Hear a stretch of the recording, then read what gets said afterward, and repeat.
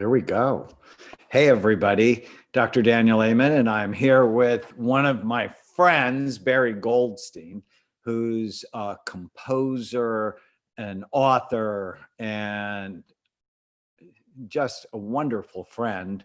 Barry and I have produced 3 albums together, The Brain Warrior's Way, Music for Bright Minds, which was crazy success. I think it was on Billboard's charts for like 45 weeks, and Feel Better Fast.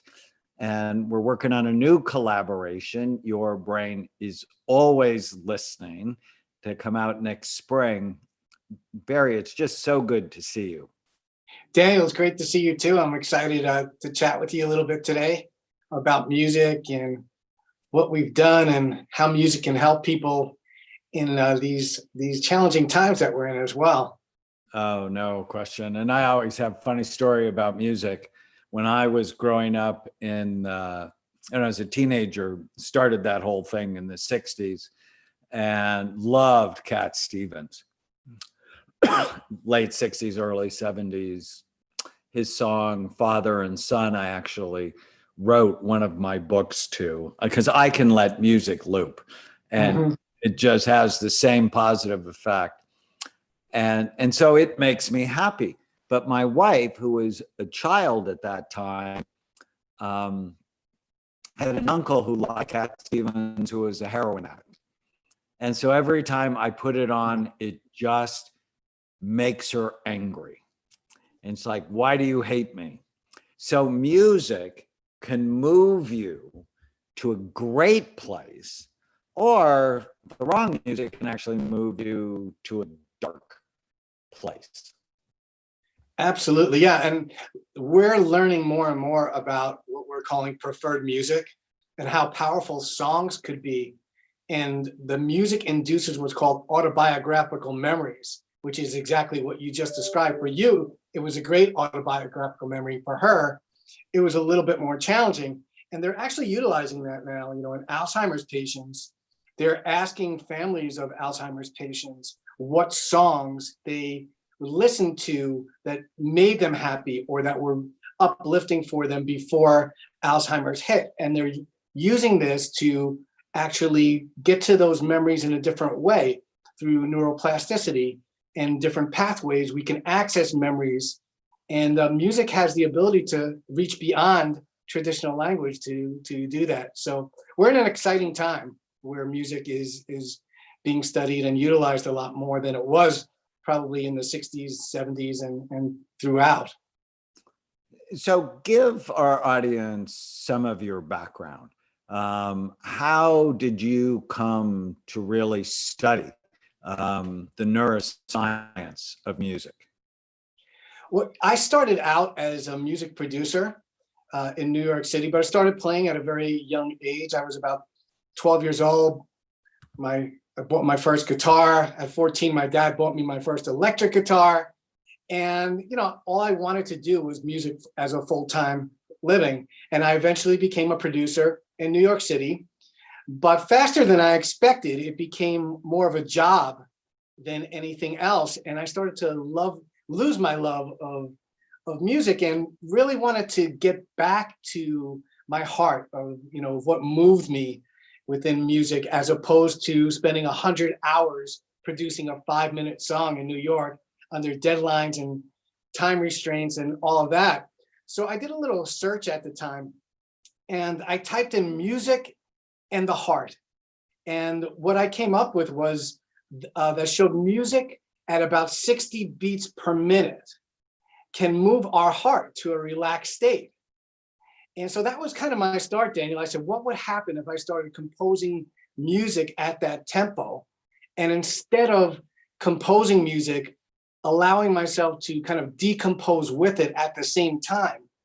So I was moving to these very deep trance states in the midst of composing and slowing down my brainwaves, slowing down my breathing, slowing down my heart. And I didn't think anyone would listen to this music. It didn't have a lot of melody. It was long tones. And I played it for a couple of friends, and they said, you have to get this out there. This would be great for massage therapy and for spas. And before you knew it, people were using them in dentist offices and in hospitals, hospices to birth children into the world. And that kind of really piqued my curiosity of what was going on. So I began to do more research, which led to me writing a book called The Secret Language of the Heart, and how we can utilize music as a tool for healing and transformation, and be able to target, our brainwave states, be able to target our heart at a relaxed state, and really move not just our mind and our emotions, but our physical bodies as well, utilizing music. And I think that's probably right around the time that you and I met. When I first wrote Change Your Brain, Change Your Life, there's a chapter on the temporal lobes. And one of the functions of the temporal lobes is they recognize rhythm and music. And I'm like, well, if you want to optimize your temporal lobe, one, you should sing, learn how to get into rhythm, and listen to music. And that music can move you. Music can help you focus. It can help you relax. It can boost your mood. It can help you sleep. And then in our first album, The Brain Warrior's Way, you actually created individual pieces for those states. And my patients just love that. And this is sort of a nice thing. There's actually research which you detail in The Secret Language of the Heart that shows how music can literally move people. Yes, and I think, when we did that first album together, to me, the importance of that is, we know that music can move us, and that music can change our emotional, our physical, our mental, and it can even enhance our spiritual connection as well. But when it's used randomly, as opposed to within a program, it's not as powerful. And that's really what you and I had talked about, is creating programs just like anything else. If you want to enhance your nutrition, you're going to go on a program and specific things you're going to take into your physical body. And it's really the same thing with music. The more you can create a grounding and a program with it where you're utilizing it every day, as opposed to just having these random powerful experiences, you become what I call the DJ of your own life, where you're programming your day around what you're doing or what you need to accomplish, or shifting your moods to higher capacity and more optimal mood states than you're currently in. So it's really constantly using music as a bridge to take you from one state to another. And that's where it truly becomes a vehicle for healing and transformation and changing your life with it as well. So in our album, Feel Better Fast, and you can find all of this music on BrainFit Life. So if you go to brainfitlife.com, it's our online program that you can test your brain, work your brain, soothe your brain with this just incredible music. As you were saying, you could wake up to it with focus pieces. You could go to bed with it because you created music to help people sleep, to boost their mood, to help them relax. So you can actually create your own playlist with the music to get through your day. And I put a link in the notes to Barry's Facebook page. You can learn more about his book and the other music he's created. He's created just a lot of really beautiful music. I mean, I just love it. I find it soothing. Do you have any stories where the music really mattered to people? Yeah, I mean, I'm constantly getting new testimonials and endorsements from people of how they're utilizing the music. One of the most powerful ones for me is being used in the circle of life. So the music's been used to birth children into the world by midwives. And it's also been used to transition people in hospice as well. And I think one of the main things with music, when you listen to really powerful music, and what you and I are doing, we're calling it really designer music because we're designing it for specific things. When you're doing that and you're designing it for specific things, it creates a release for people. It creates a safety for people where in situations like childbirth, where there's normally a lot of stress, they can actually synchronize to those tempos at 60 beats per minute where their breathing is slowing down and they're actually synchronizing. So this is what's called entrainment, when your internal rhythm, which is in your heart, can synchronize to an external piece of music.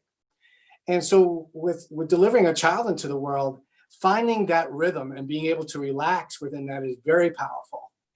As well as, to me, there's no bigger privilege than someone playing a piece of music when they're actually transitioning, because that piece of music was able to assist them in releasing anxiety, and helping them feel safer, in order to do that. And, that to me, that circle of life is a very powerful thing. 20 years ago, if you would have told me that your music's being used in this way, as a rock musician, I probably would have laughed at myself. Or if you would have told me that, your music's going to be putting people to sleep every night, 30 years ago, I would have not considered that a compliment. But, in a country where, where 75 million people have insomnia, and probably even more than that within what we're going through within COVID right now, that's a compliment if people can fall asleep to your music, if they can get a good night's sleep, because it's so important to our body, to our immune system, to our overall health, to our brain state, as you know.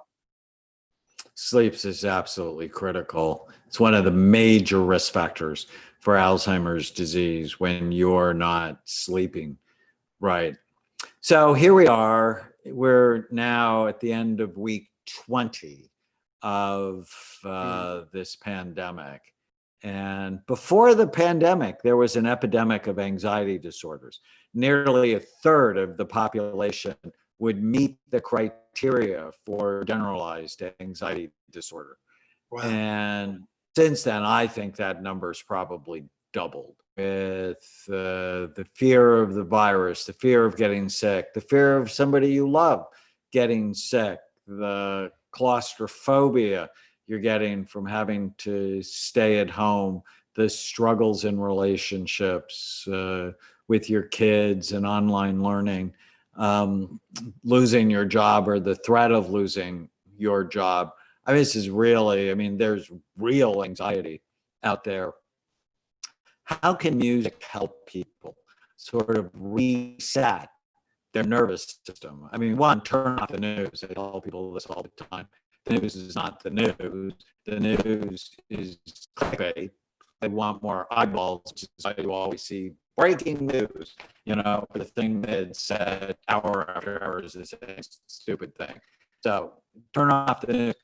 How can you reset your nervous system using music?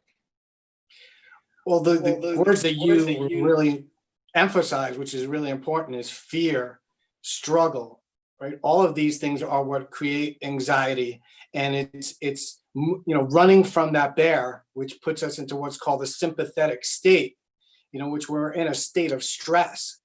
And with music, we want to go the opposite way around. We want to move into what's called the parasympathetic state, which is where we rest, digest, where we repair, where we relax, where we boost our immune system, all of those things.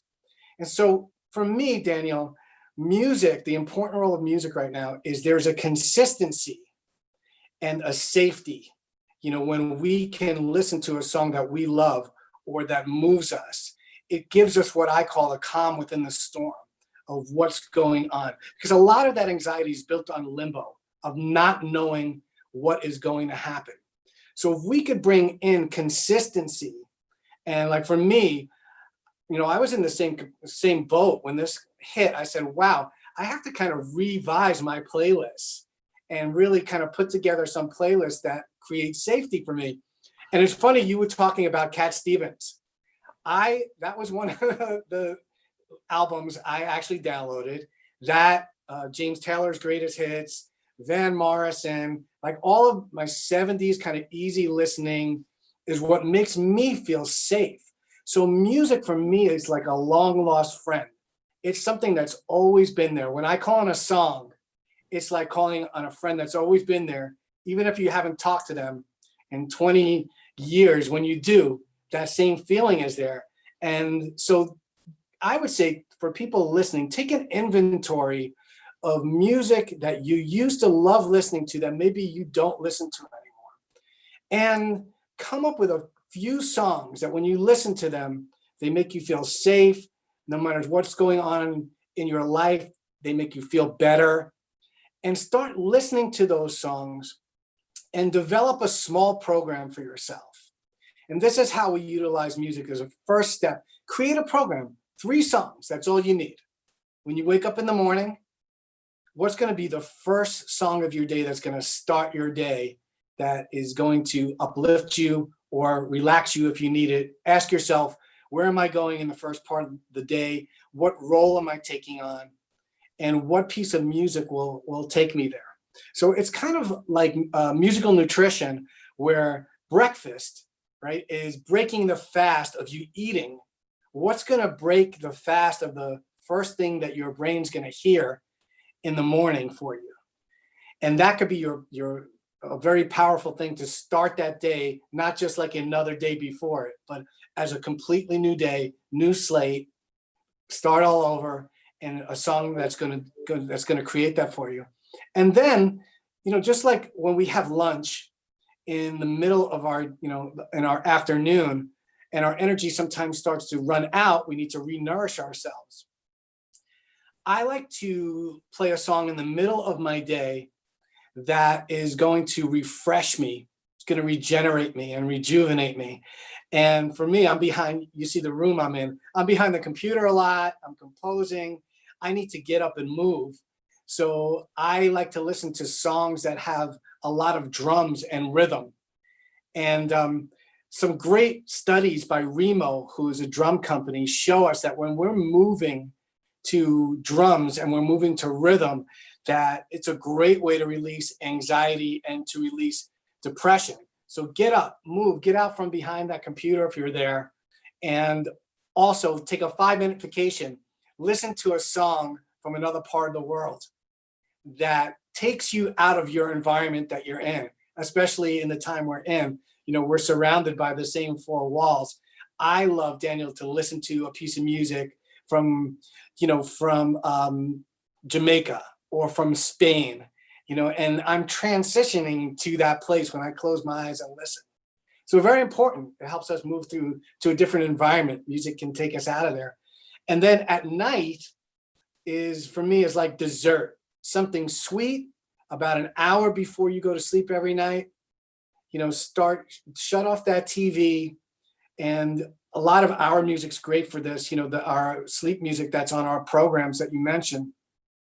Put that on an hour before you go to sleep at night, and you'll find that your brain waves are slowing down, your thought patterns are moving out of that busy mind, your heart starts to slow down just by putting it on in the background in your room. And you don't want to listen to music with lyrics, before you're going to sleep. We've created this music specifically to transition from your busy beta brainwave state into alpha, and then segueing that down to theta and delta, so you're not just going from a busy mind into sleep. So when you get to sleep, you're staying asleep longer. And if you can address those 3 times of day, in what's going on, not just now, but anytime in your life, you're going to find that if you do that for 30 days at least, you're going to reset your rhythms. You're going to see that you have the power to really shift your mood, and really elevate your whole process and motivate yourself, your creativity, you're less anxiety, you're more relaxed, and you inspire yourself doing this as well. So that's a great starting point, those three songs in your day. I love that. It's just so helpful. Um, your auditory nerve feeds directly into your brain. So you literally can enhance or hurt your brain by what you choose to listen to. When I was a young child psychiatrist, I was at a residential treatment facility for children that were troubled. And so many of them just loved heavy metal, rap, but with lyrics that were really dark. And I came to believe that music can influence you, as we said when we started, in a really positive way, but also a really negative way. Can you talk about that a little bit? Yeah, and sometimes, when we're in those states, we don't know what's good for us, so we're in a rut and we're listening to things that are enhancing that state that we're in. So if we're in depression and we're listening to depressing songs or songs that have, a lot of anger in them, they're kind of keeping you in that place, in that status quo place, unless you're using it very sparingly, to move through anger. Dissonance has its place, but in very small doses. So you really you want to target yourself from where am I now, where do I want to go, and what piece of music is going to take me there. Not just what do I know, what do I use all the time. You want to look at what's giving you results and what's not giving you results. And it's not the same, for each person. It's just like medicine. The best medicine is individualized medicine, because, you might say broccoli is great for you, but if I'm allergic to broccoli and it's creating an inflammatory response for me, then it's not going to be good for me. So I think that when people recommend a piece of music, you have to listen in a new way. And that's why I think we're kind of moving to, especially with talking about our new program, that your brain is always listening. What effect does it have on you, when someone recommends a piece of music and you don't like it? How does it make you feel? And the other way around as well. When someone recommends a piece of music and you love it, it makes you feel expansive. You feel open. Nails on a chalkboard if you're not careful. Right. And if you don't like it, and someone says, oh, but this is great, this has the newest technology in it, you really don't have to resonate with the composition, and that's where preferred music and taste comes in. We can recommend and we hope that people love and listen to, but if it doesn't move them to a place where they feel open and they feel less anxious and stress-free, it doesn't matter. So ultimately, they are the listener. I say they're their own sound healer, because they have to start to identify what moves them and what makes them feel good. And that's really the first step. What makes you feel better, not what makes you feel the same or worse. So a lot of parents have told me that during quarantine, it's really hard to keep their kids focused, that the online school. And one of my recommendations are to have the kids listen to the focus pieces on our different albums, especially Feel Better Fast, which I just love that music. So putting it on in the background, we often have the mythology, your environment has to be totally quiet in order for you to focus. But I found particularly that piece from Feel Better Fast really helps kids with their schoolwork. What do you think about music in the morning? Well, yeah, and I think music for focus and the music that we did, it gears towards creating patterns, music's in structure, it's in patterns, it's in song parts, a verse, a bridge, a chorus, and it moves in patterns. So when you give kids something to focus on, but something that's not overstimulating, they're finding more and more that kids like with ADHD, who have a attention deficit, that they can actually focus on specific music that enables them to occupy their brain, but not to the point where they're over listening to it, if that makes sense. So there's just enough there to keep your mind active, but not too much to overanalyze. And this is a compositional thing as well, is finding that balance for each particular thing that we're targeting. Focus, you don't, when you're doing music for focus, you don't want to put someone in such a relaxed state that they're going to fall asleep.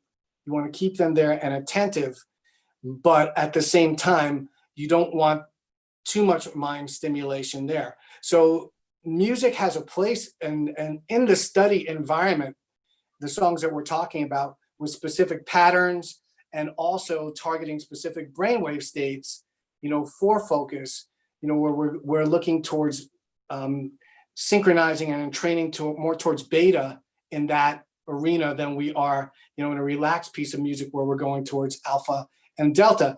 And we have technologies that can actually synchronize your brain with that. We put specific frequencies in different ears, and the brain can actually entrain to the targeted brainwave state to move us to those more focused brainwave states. And that's part of what we've done in our program as well, is we're utilizing specific technologies to, induce these states in the listener, to target and move them beyond their current states.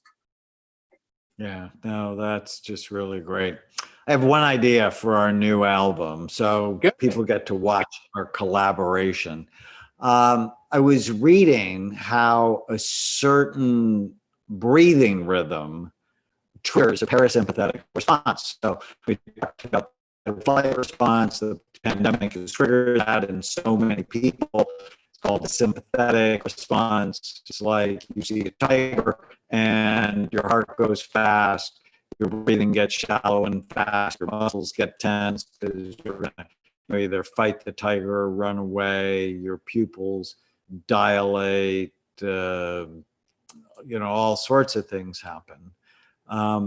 But I was reading research how specific breathing rhythm actually triggered the opposite, what's called the parasympathetic response, as you'd mentioned earlier.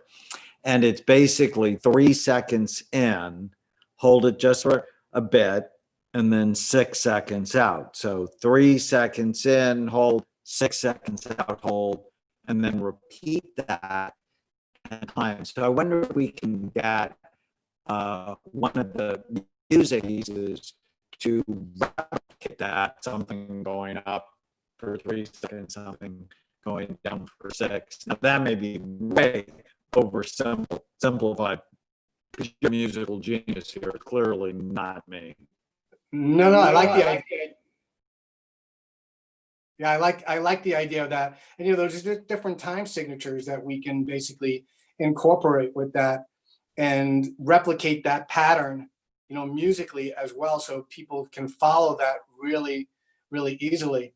So I think when the heart, we're seeing more and more that when the heart's moving to these coherent rhythms, these smooth, orderly rhythms that you and I are talking about, that studies are showing that the brain is having a conversation with the heart and producing more alpha brainwaves, and is moving into more coherence as the heart does. So we used to think it was like either or, we're addressing the heart or we're addressing the brain, but we're learning more and more there's a conversation. So I think that's perfect, because the brain is always listening. And I feel like the heart is listening as well. And the heart's the metronome and the brain is like the ears. So when we combine those two, I think we can have a powerful result where we're leading people to that parasympathetic state where, our cortisol levels are coming down, which is a stress hormone. We're producing more oxytocin, which is, our love hormone. Music can induce our internal pharmacy, which is very powerful. Well, this is just so interesting, so important. I hope the people watching got benefit from this. Again, Barry's book is The Secret Language of the Heart. I put the link to Barry's Facebook page. You can learn more about him. I also put the link to Brain Fit Life, which has our music albums on it, along with hypnosis audios, meditation, recipes. You can test your brain, work your brain. Thank you, my friend, for joining me on this live stream. I wish you well. And Denise, just, I hope you guys thrive during a very challenging time. Yeah, same to you. Thank you for having me. I'm staying creative here, doing a lot of new music, which we'll be birthing our new projects together as well. So, that's what I'm doing during this pandemic, staying creative. And, just in final words to people out there, don't think of music as just something that happens outside of you. It's also something that happens within you. And people all over the world during this are reaching out through music. There's people in Spain. I just read this great article that there was a guy playing keyboards on his porch in Spain to kind of help people. And before you know it, there was a saxophone player on another balcony that joined in. People in Italy playing guitars and singing. So music is a universal language that connects us all, and it could be the calm within the storm that you're looking for. So that saying that is just sending out that out to everyone listening, and hopefully that we helped you today with giving you a good starting point for that. Before we go, I sent an image to my staff. I'm going to see if I can actually put it up, see if I can find it. So many people sent me something back on how much they loved it. Let's just see if I can take a second to find it. Oh, maybe not, but let me read it. I got,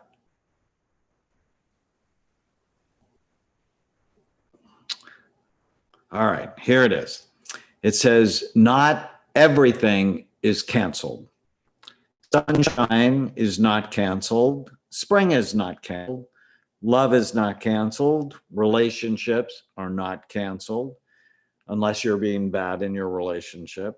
Reading is not canceled. Naps are not canceled. Devotion is not canceled. Music is not canceled. Dancing is not canceled. Imagination, there's Barry creating, is not canceled. Kindness is not canceled. Conversations, as Barry and I are having, are not canceled. And hope is not canceled.